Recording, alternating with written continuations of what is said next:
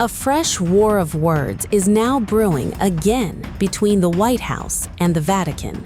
President Donald Trump doubling down on explosive claims, alleging that Pope Leo XIV supports Iran having nuclear weapons.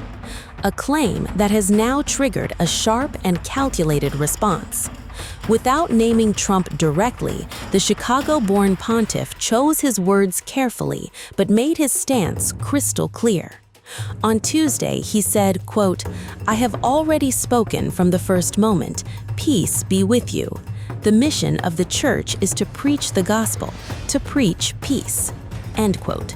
"If anyone wants to criticize me for proclaiming the gospel, let them do so truthfully." End quote. A subtle but unmistakable pushback. The Pope didn't stop there. He went on to address the core of the controversy, nuclear weapons. Quote, "The Church has spoken out against all nuclear weapons for years, so there is no doubt about that." End quote. Ma io ho già parlato dal primo momento di essere eletto e ormai siamo vicino all'anniversario. Ho detto pace con voi. E la missione della Chiesa predicare il Vangelo, predicare la pace. Se qualcuno vuole criticarmi per annunciare il Vangelo, che lo faccia con la verità. La Chiesa da anni ha parlato contro tutte le armi nucleari, quindi lì non c'è nessun dubbio. E quindi spero semplicemente essere ascoltato per il valore della parola di Dio. Grazie. Santo Padre. Self-defense has traditionally always been allowed by the Church. So to talk about just war today, it's a very complex problem. You have to analyze it on many levels. But ever since the entrance into the nuclear age, the whole concept of war has to be reevaluated in terms today. And I always believe that it's much better to enter into dialogue than to look for arms and to support the arms industry, which gains billions and billions of dollars each year, instead of sitting down at the table, solving our problems, and using money to solve humanitarian issues, hunger in the world, etc. Thank you very much. According to the Daily Beast, the remarks were widely seen as a clear response, even without taking the president's name. And the timing, not a coincidence. This comes just days before U.S. Secretary of State Marco Rubio is set to visit the Vatican, with a meeting scheduled with the Pope on Thursday. As per the Associated Press, Secretary of State Marco Rubio will travel to Rome and Vatican City this week in a bid to ease rising tensions between President Donald Trump and Pope Leo XIV over U.S. policies, particularly the Iran war. The tension has been building ever since Trump ordered strikes against Iran, a move the Pope has repeatedly responded to with calls for peace. But now, Trump is firing back. During an interview with Hugh Hewitt on Monday, the president took aim at the Pope's stance, accusing him of focusing on the wrong issues.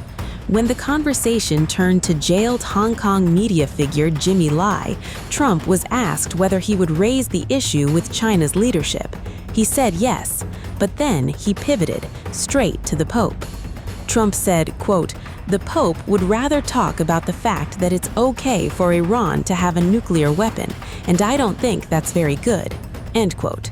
He went further, saying, quote, "I think he's endangering a lot of Catholics and a lot of people." End quote.